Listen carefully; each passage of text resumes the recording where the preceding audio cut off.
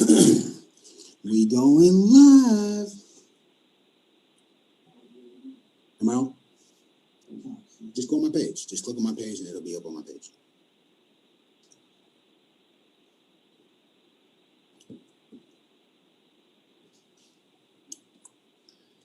What is going on? It's your boy, Damian Mack. It's good to see you guys once again. Men and Money, episode 2. Today we have an outstanding episode ready for you guys. We're going to be talking to you guys about the value of running with quality people in business. Then we're going to talk to you about why is it that, you know how you know some people who they go into business and they selling CDs out of their trunk. Well, people don't sell CDs anymore, but they streaming out of their trunk, or they got a graphic design company and they got the plug on logos and shirts, but they never get incorporated and they never get to see the value, the great things that come with becoming an official business owner. And then we're going to have a conversation, guys. We're going to discuss the old notion. Guys, I remember being a kid and my mom saying, son, go to school, get good grades so you can get a good job. You remember that? How many people remember your family telling you that you need to go to school, get good grades, so then you can eventually get a good job? You know why? You know what that does? It teaches you how to work hard for money. It teaches you how to work hard for a solid career. It teaches you to put yourself in a situation where you can win. But here's the question I want you guys to ask yourself today. Here's what I want you to be thinking. Why didn't mom ever say, hey, son, let's teach money how to work for you? Let's teach money how to work for you while you're sleeping. Or how about when you're on a vacation and you're enjoying your family, you're enjoying your kids, and you guys are out of town? What if you knew how to make money? My dad used to say, you want to make your money get pregnant.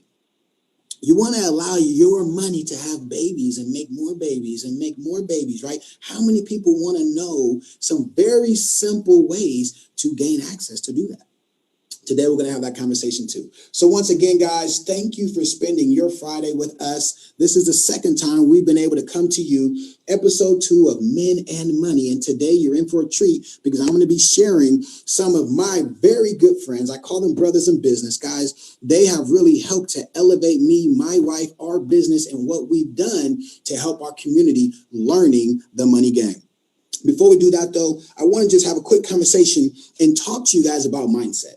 See, when we come up, right, I'll never forget I was a young kid and people would come to me like, man, Damian, you're special with the ball in your hands. When you play football, it's like poetry in motion. You know how to shake people. You know how to move fast. You know how to do all these things.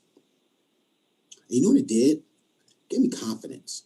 It made me feel like I could do something. It made me feel like I was great, right? So I was like, man, maybe I am raw. Maybe I am dope in football. Guys, I took that edification as a 13-year-old kid and rode that to a football scholarship. Rode that to playing college football at the University of Oklahoma. Rode that to a national championship. In the game, I was the leading receiver, right? So what's my point? I'm not trying to gloat and talk about what I did yesteryears, right? That's 2 decades ago. What I do want to tell you is, what are the things that people are feeding into you, and how does that impact you as a person, as a man, as a business owner? What are those conversations like? What are the things you feed into yourself? They say, as a man thinks, he acts. In other words, what you think will happen will generally happen. And the converse works too. What you don't think will happen will probably not happen either. So if you're the type of person that says, I can't, you need to get that out of your vocabulary. If you're the type of person that says, I think, you need to get that out of your vocabulary. If you're the type of person that says, I'm going to try, you're subconsciously giving yourself an excuse to sneak out the back door. So instead, use dominating language. Use very direct language. Today, I am going to build a business. This year, I am going to build a business. In 2 weeks, I'm going to develop a business plan and put it into action. Those are the conversations you need to be having with yourself. If it is your desire to run a business, if it is your desire to become a business, and if it's your desire to do something you've never done before, don't try, don't think, it ain't probably. We're making it happen, right? See, the thing is, success is just a constant failure with gratitude. Guys, you got to fail a couple times before you win. If you go through life having never failed, you know what that means? You're extra mediocre. You know, they talk about people wearing an extra medium shirt, like it's an extra tight shirt and you're kind of like stuck in it. You're extra mediocre. You played the safe route. You're probably living check to check. You're probably in a job because it pays the bills. You're probably in a situation or a relationship because something happened and it forced you to stick around. What if you just put your best effort out one time? What if you tried your best? What if you said, you know what, I'm going to go against the grain. I'm going to not just do the regular run-of-the-mill, follow the rat race. You said, I'm going to do something different. Challenge yourself in that way and see what type of things change in your life. See if your income doesn't grow up. See if your mentality doesn't grow up. See if your associations and relationships with people doesn't change, maybe even overnight. You know why? Because you decided to make a definitive decision. And the question you got to ask yourself is, am I willing to put myself on the line to potentially fail? If you're okay with failing, then you're okay with success. If you're not okay with failing, you're one of those kids who graduated high school, 74%, went to junior college, got a job at UPS because they paid $18 an hour, moved up a little bit, mid-management, and you bought a house just above your means, and you're wondering why your life is the way it is. Guys, I'm not passing judgment. I'm telling you because that was my life. Those of you who know me, I grew up in a single household, guys. I never one day in my life lived with my father. We have a great relationship. He and I are amicable, but I'm a mama's boy. My mama raised me from birth till today, right? I was the youngest of three. In our family, we had a generational curse. And I'm not ashamed to say it. Right? When I was a kid, I saw it was a rite of passage to turn 18 and have a child. My mother and father did it, 18 had a child. My mother's sisters all did it. My dad and his brothers all did it. My older brother and sister did it. Before you could fully become an adult, you're raising a child, and it puts your life on a standstill because now you're responsible for a dependent. So I'll never forget being the youngest of three. I'll never forget watching my sister when I was 9 years old, my brother when I was 14 years old, father and mother children, and be in relationships. And I said, I got to break that curse. I went on to college. Like I said, guys, 8th grade changed my life. I was an average C student. I was a pretty good athlete. So I got an A and P. I was a professional C student. My mama came home and said, son, I'm going to whoop your tail if you keep bringing home these C's. Your teachers say you cutting up in class, but you're testing off the charts. So what is it? We made a bet. My mom said, for every A you bring home, I'll give you $10. For every B, I'll give you $5. Bring home another C and I'm going to whoop your butt. True story. Guys, from that point on in my life, I never got a B. Straight A student. I'm sure there's going to be some people on the live today who can confirm that and let you guys know. James Logan High School, Union City, California, James Logan Colts. And here's how funny this story ends. You want to hear something crazy? I went on to become an entrepreneur, lose everything, blah, blah, blah, blah, blah, blah, blah, blah, blah. And then I became a principal in my old high school. The school I went to, I came back and I was a principal at my school. I was the boss of my old teachers. True story. You know what I thought to myself? I made it. I can't believe it. I made it.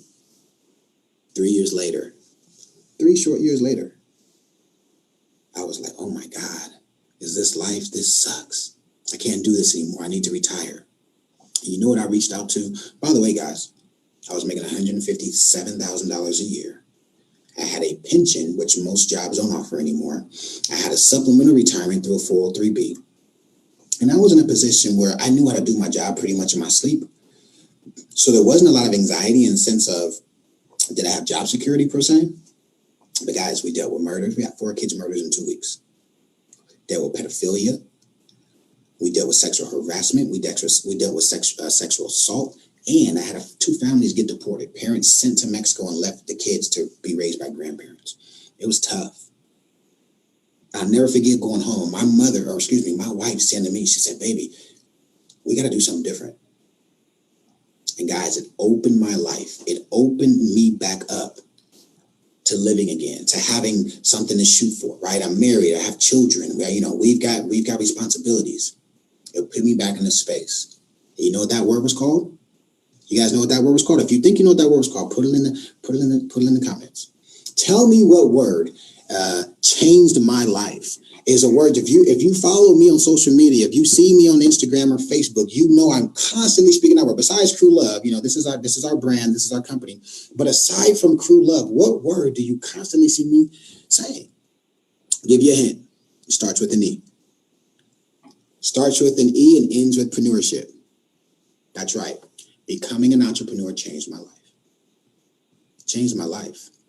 And I am a firm believer, guys, listen carefully, whether you have a job, whether you're unemployed, whether you're in a position where you feel comfortable, there isn't one scenario that I can think of where entrepreneurship is not a great alternative or supplement.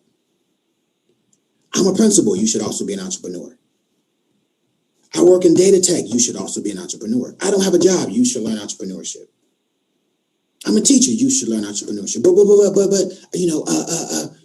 I do research. You should also become an entrepreneur. There's so many benefits to becoming a business owner and being able to run your own thing. There's so many benefits. And I get it. Most people say, well, it sounds good, but the cost, the barriers of entry, or I don't know. No one's ever showed me how to do it. I'm scared. I've heard that 90% of small businesses fail. But what if you got the proper training? What if you said, I want to become an entrepreneur, and someone said, hey, I got your back. I'll train you. In fact, if you show me you're serious, I'll mentor you. I will actually get in the game with you.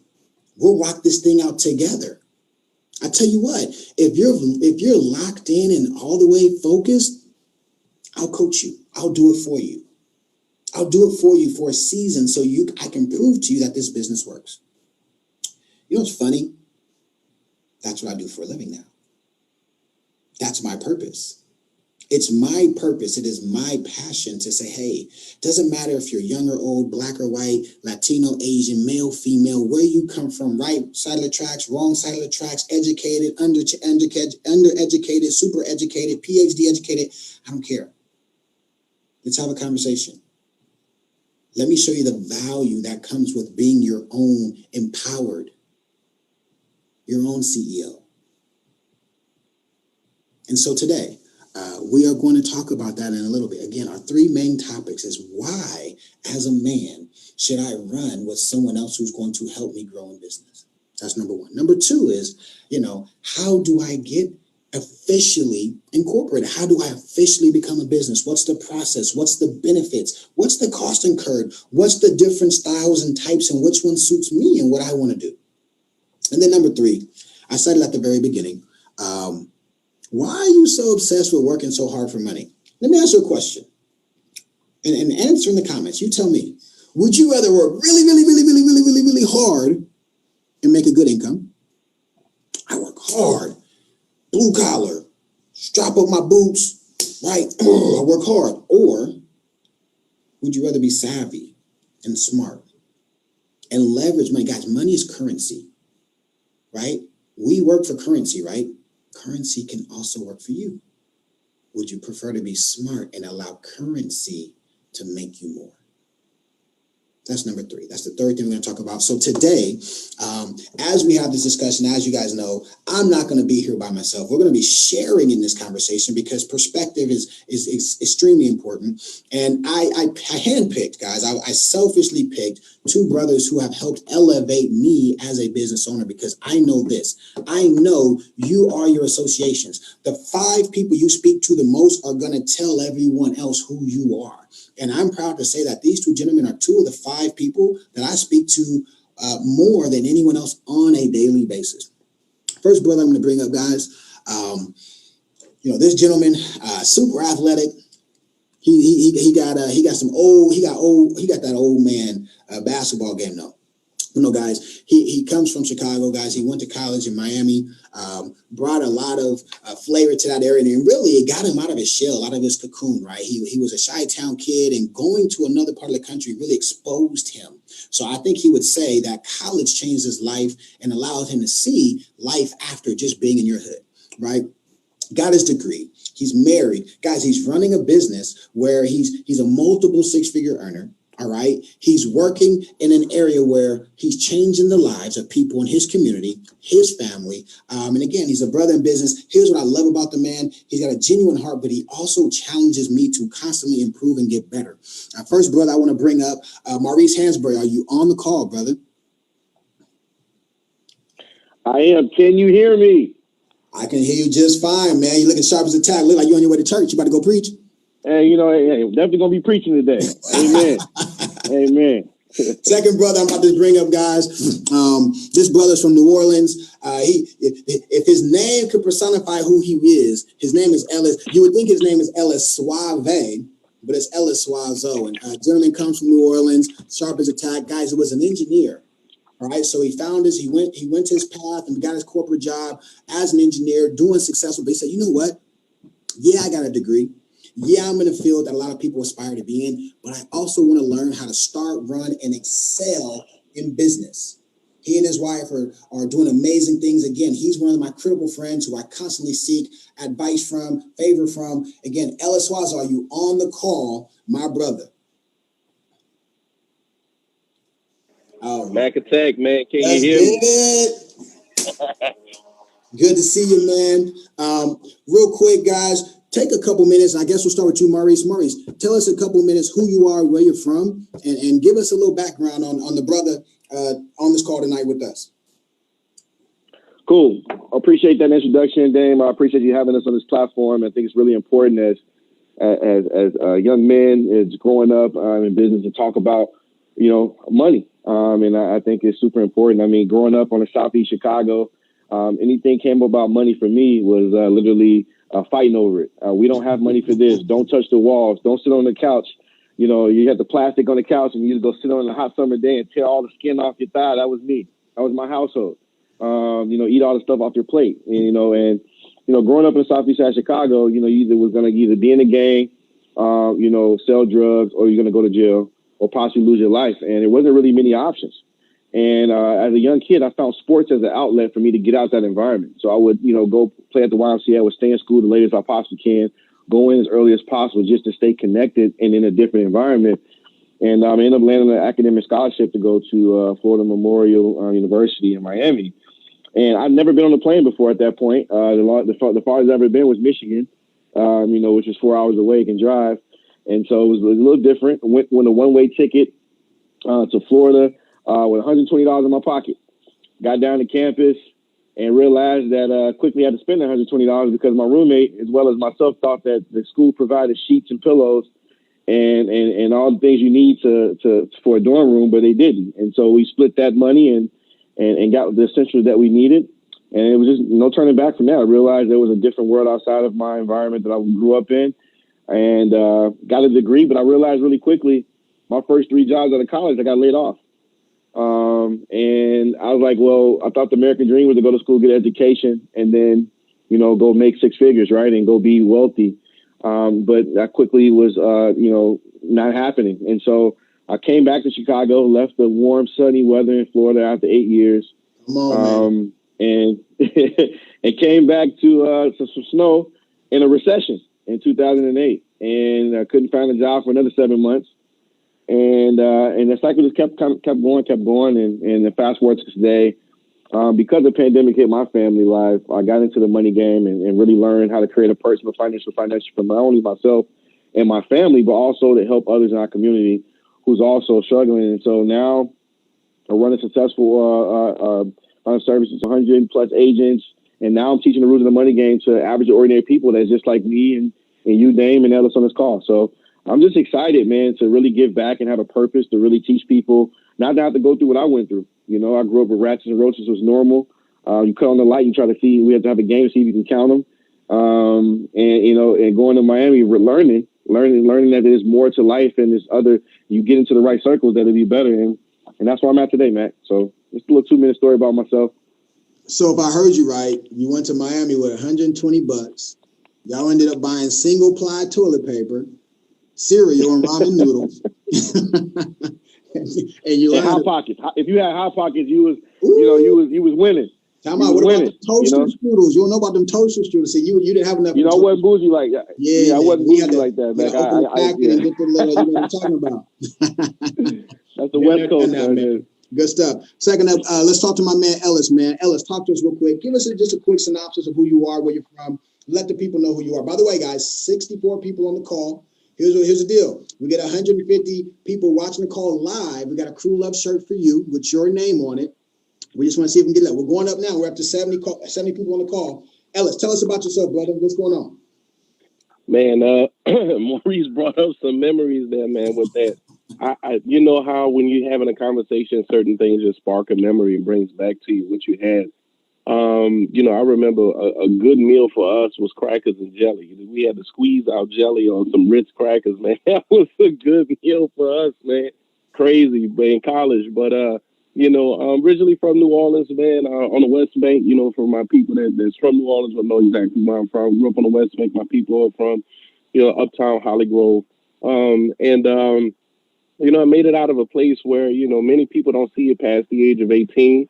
I became a teen parent. I was 17 when my daughter was born. It's crazy enough, man. I have a 17-year-old this month. Man, she turned 17 this month, And I thought, instead of becoming a statistic, because I didn't want to become a statistic, I fought my way, finished through school. I was pretty good in school.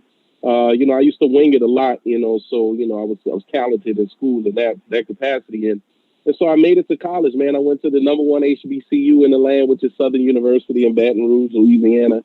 And, so for all my HBCU crew, it's all love. We always rep our #1 squad.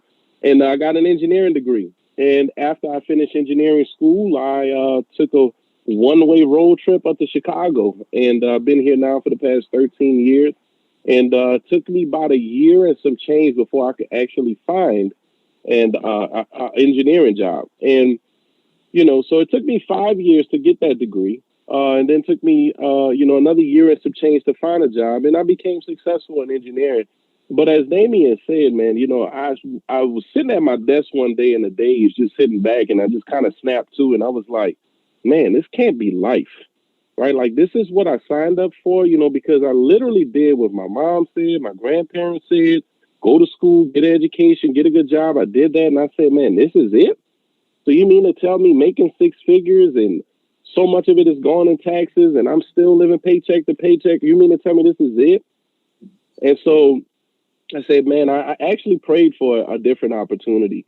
And through that prayer, I remember when I got with my wife, Jasmine, we're a blended family. We have 2 daughters together. And, I was just telling her, Jasmine, I'm just really frustrated. I don't like what I'm doing. And she said, well, Ellis, what do you want to do? I said, man, I have no idea what I wanted to do, because my whole life was, first off, I wanted to be a doctor. And that didn't work out.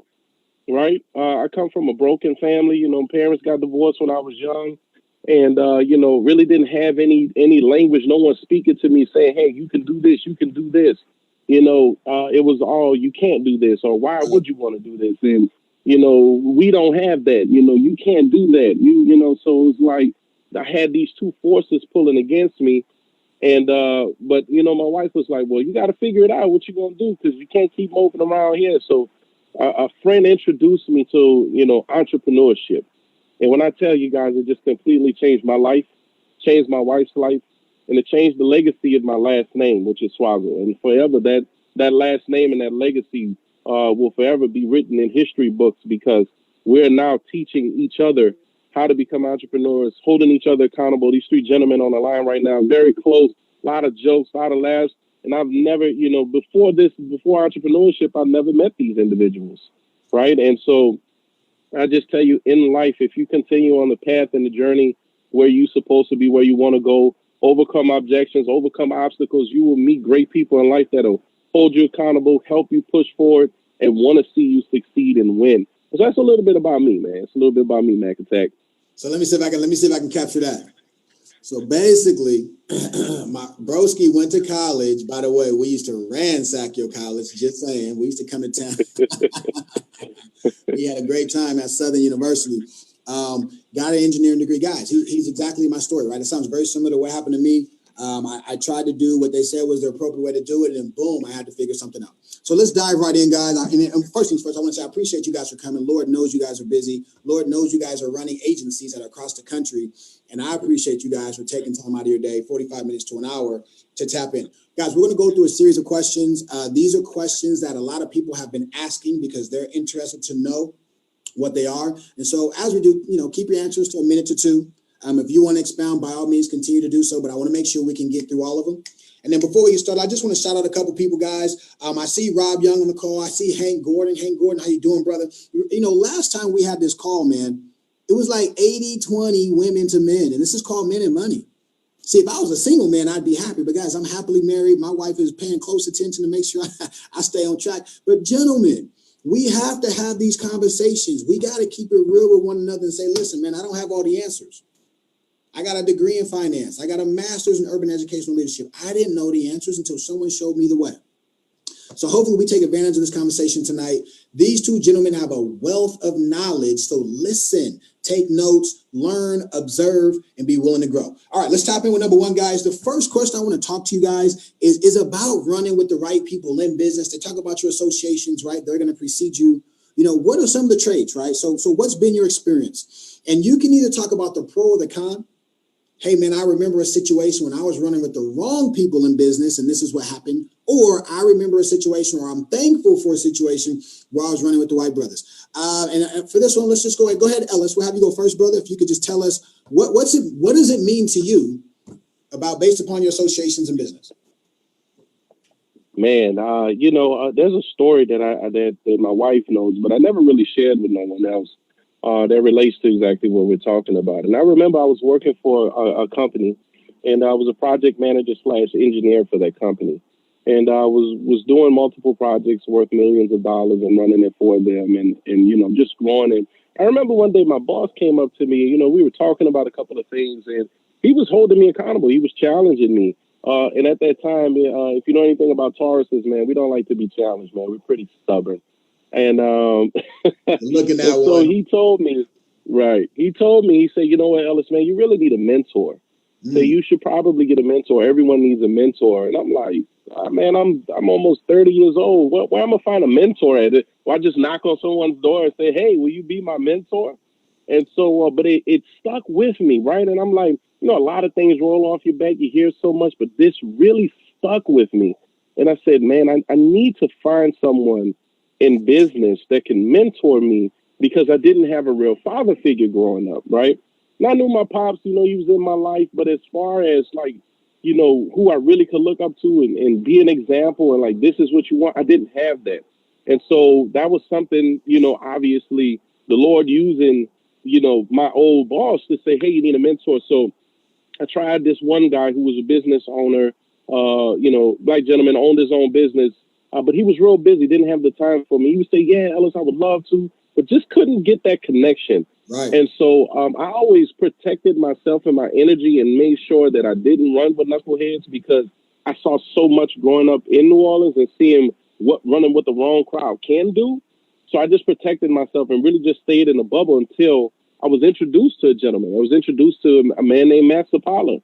And when I met him, I said, this is the guy. This is the mentor that I've been seeking. This is who I've been looking for.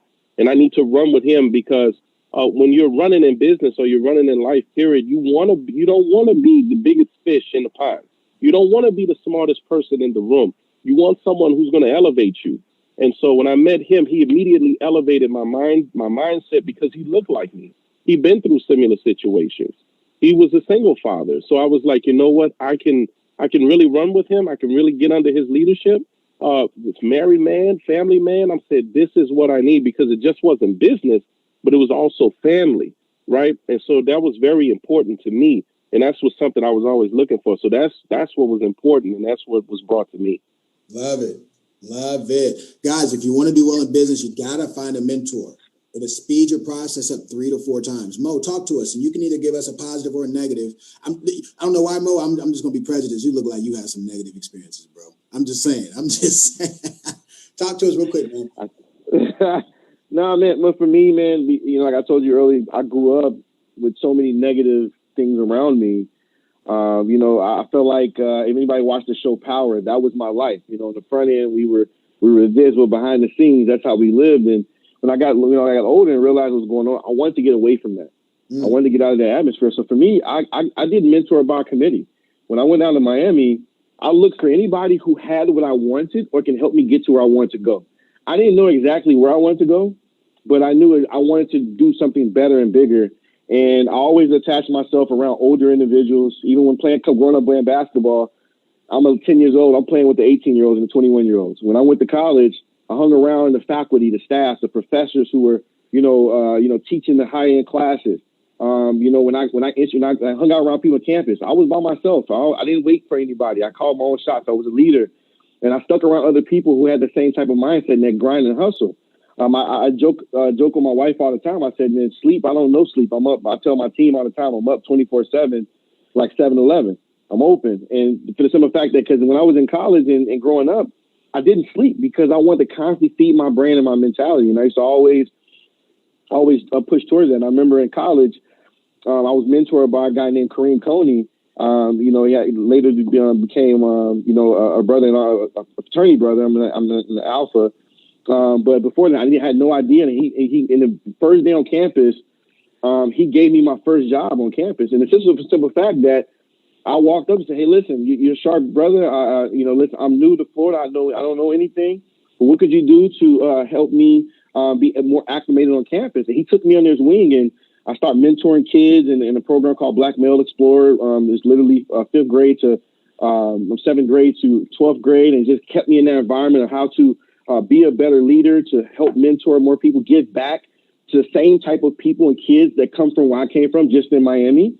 And I just use it as a catalyst to say, you know what, this is what I want. I want to hang around other people that want bigger and better things.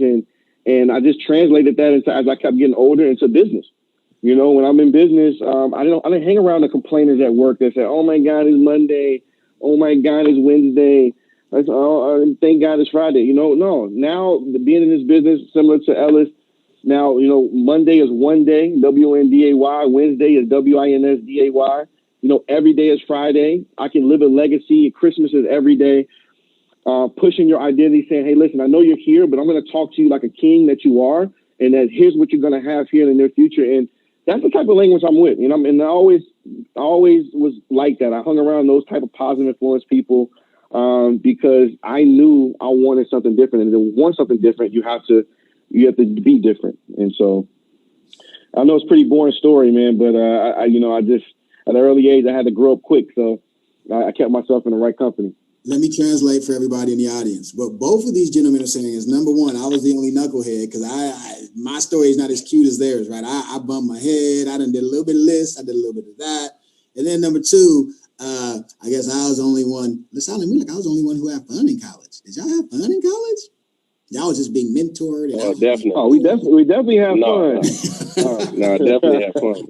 This was life after college. I was talking life after college. It wasn't talking like during college. Let's talk about the mentorship sessions during. No, I'm kidding. No, let's not talk about that because then I got to talk and I don't want to do that. So let's carry forward. Let's move forward before I get myself in trouble. But no. Moving right along. I want you guys to think real quick, right? And I'm kind of pivoting here. Established men, business owners. In fact, guys, there's a lot of gentlemen on here today. I see a lot of gentlemen sharing. Guys, 80 butts and seats, 80 people watching, which is really dope. Let's go back 10 years. Mo, you go back 10 years. Ellis, go back 10 years. I'll go back to 10 years. If you could do one thing different, right? I'm 25 years old. I'm 23 years old. And knowing the knowledge and information you have today, don't tell me 12 steps. Give me one thing. I would have done this. I'm going to do mine last because I know what mine is right now. But what would you do different if you could go back 10 years in time and know the impact that it'll have on your life today? For me, I'll go first. Dream bigger. Wow. I would have dreamed bigger at a early age and just took more risks. I look at these young kids today, and I'm like, man, if I just would have took advantage, or if someone would have came and told me about entrepreneurship a lot earlier, at a younger age, man, I would have took that leap, man, and just dream bigger. What about you, Ellis? Me, man, just one thing, man. I wouldn't have messed up my credit. Respect. Respect. Do I gotta tell mine? I ain't telling mine. Not. Yeah. Listen, guys. If I could go back 10 years, I love both answers. But if I could go back 10 years, I would have started learning how to run a business owner. And I know obviously that's kind of like, it's kind of like cliche to say, but listen to me. It doesn't matter. I have a young kid. I have a friend of mine. Her daughter just turned 18, and she's like, Mackie, I want you to teach my daughter how to run a business. Think about what comes with that. We're going to talk about more details, what it means to be a business owner. When you have a business, you are entitled to things that W-2 employees who work 9 to 5, salary, hourly wage, monthly stipend, they don't get. Right. And so if I could have tapped into that sooner, if I would have had access to that sooner, that would have been a big change for me, because Lord knows the things that I know now. What could I have done if I was 30 or 28 or 26 when those opportunities present themselves? So and I think that's a great transition, guys. Our CEO just dropped a book. All three of us are being coached by a guy by the name of Patrick David. Shout out to our CEO, man. Hopefully you get a chance to see this. But he dropped a new book called Your Next Book. He's talking about within one of those moves, becoming a businessman. And he said a quote. He said, from the infamous Jay-Z, I'm not a businessman. I'm a business man. And I remember I think I was like 22, 23 when I came out. And it definitely shook me to my core, because it was the first time someone ever really told me I could be a businessman. Guys, talk to us today. We all know people who hustle, who got gigs, who get it in, right? They do what they got to do. What's the difference? What's different about, having your hustle moving and shaking and actually being a businessman? Talk to us about that.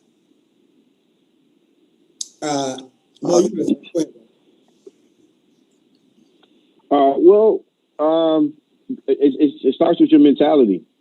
A lot of times, growing up, a lot of times you're not receptive to other ideas outside of your comfort zone.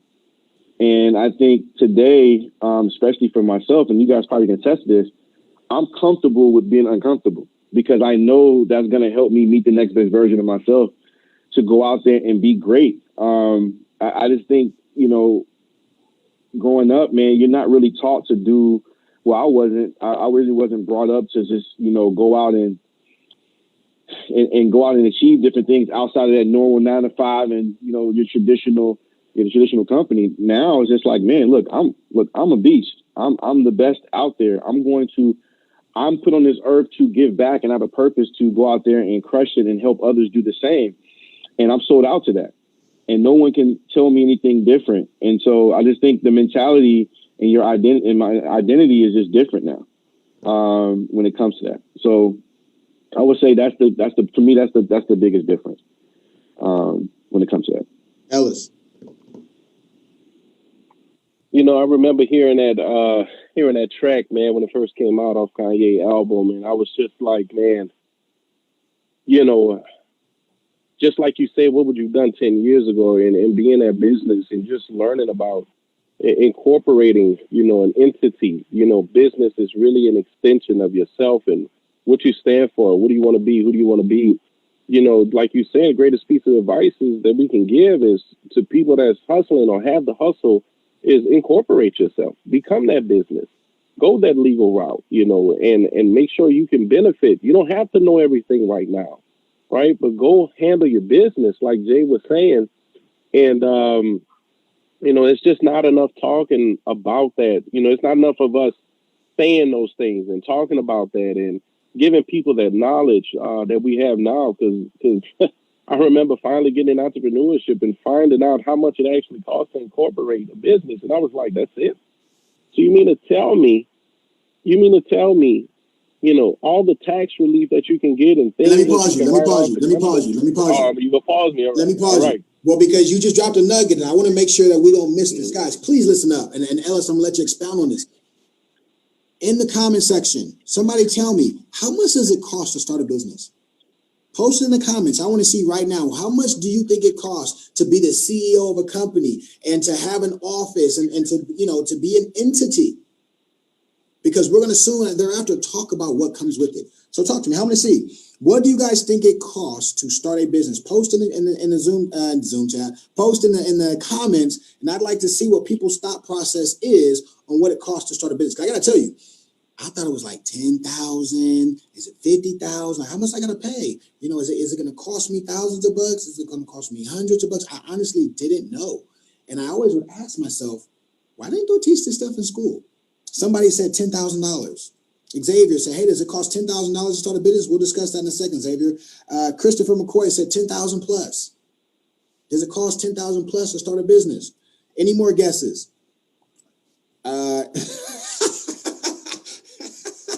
Rodney Martin said 199. 199,000, 50,000, 50,000.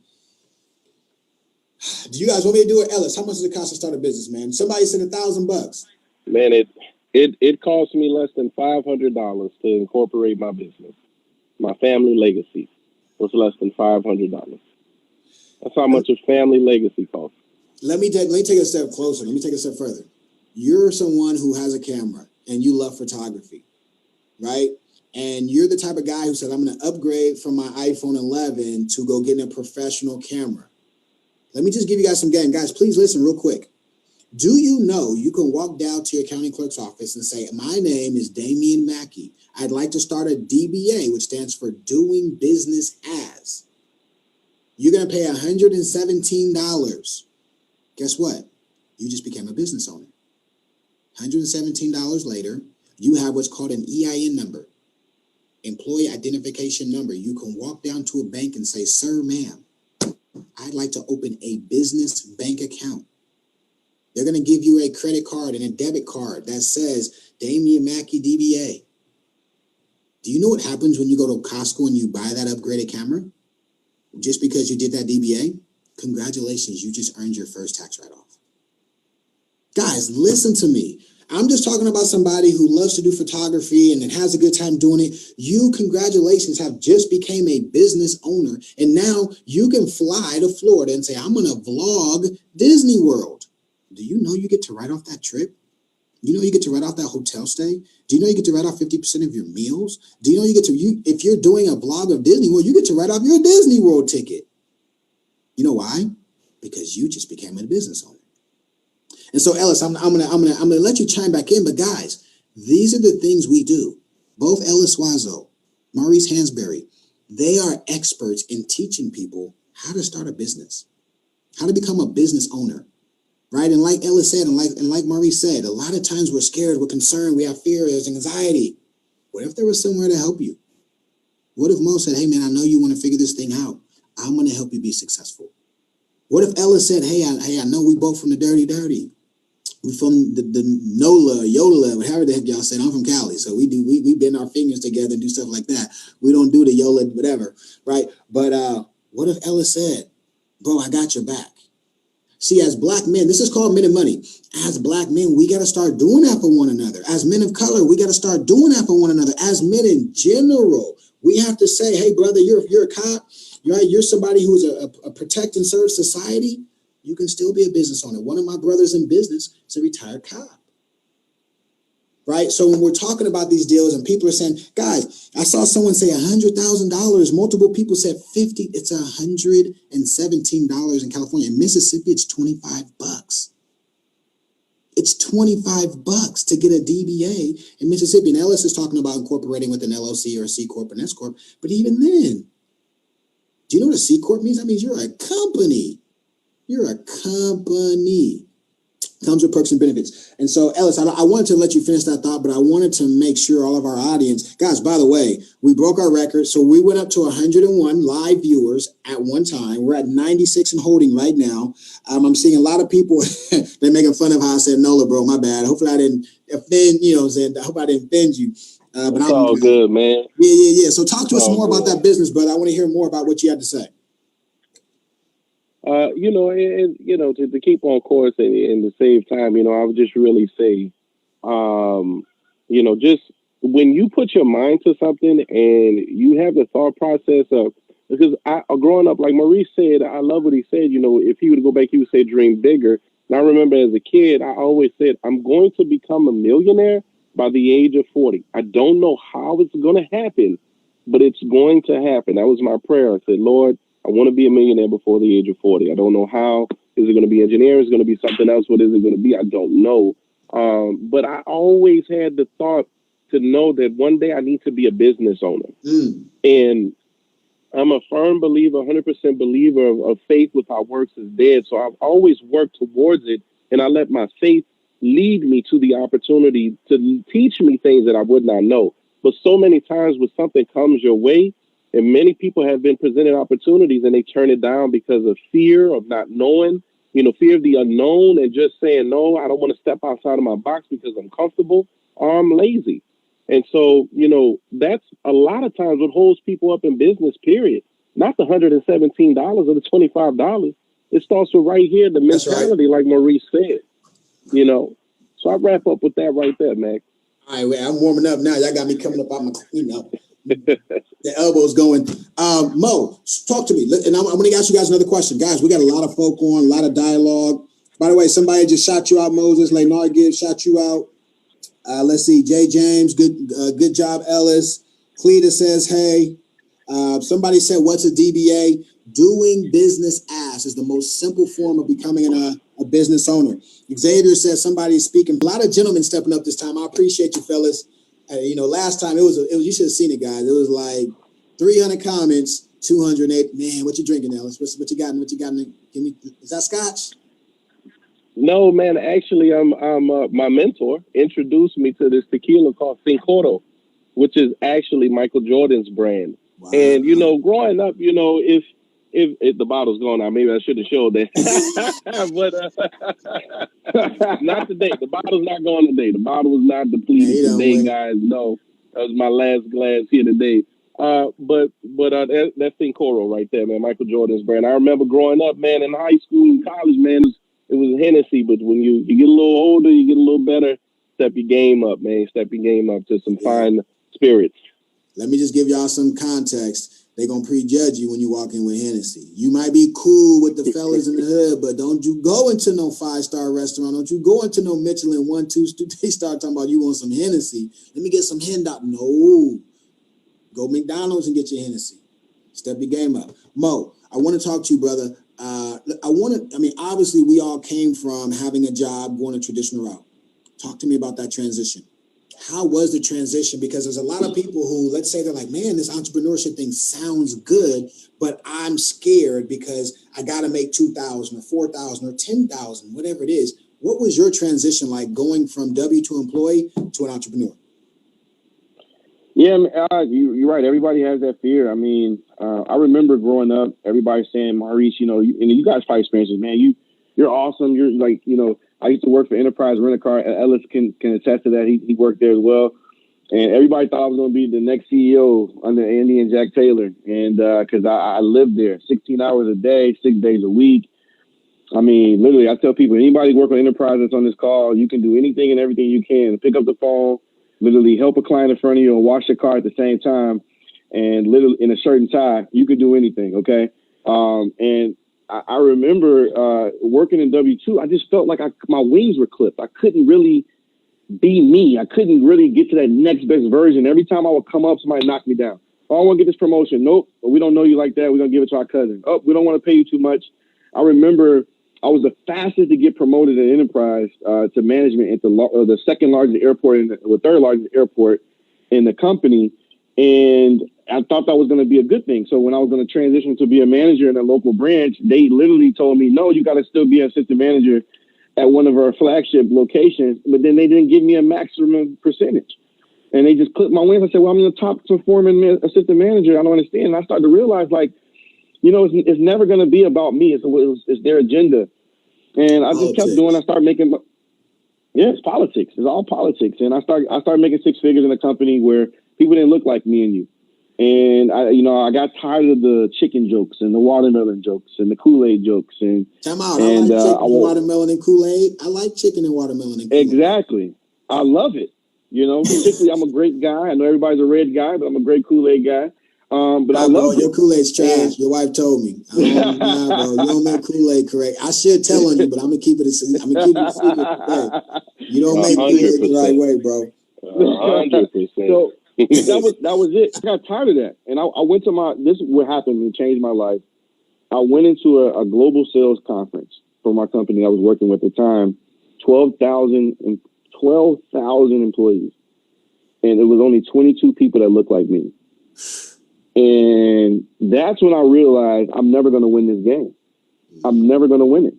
And so I woke up one day making six figures, and I quit my job. I called my boss. He was the best boss I ever had at the time. And I said, man, I'm not quitting you. I'm quitting something I'm never going to win. And I said, listen, I'll give you a couple more months, got out of there, but I didn't have a plan, guys. And I wouldn't recommend that when you especially married with kids like myself.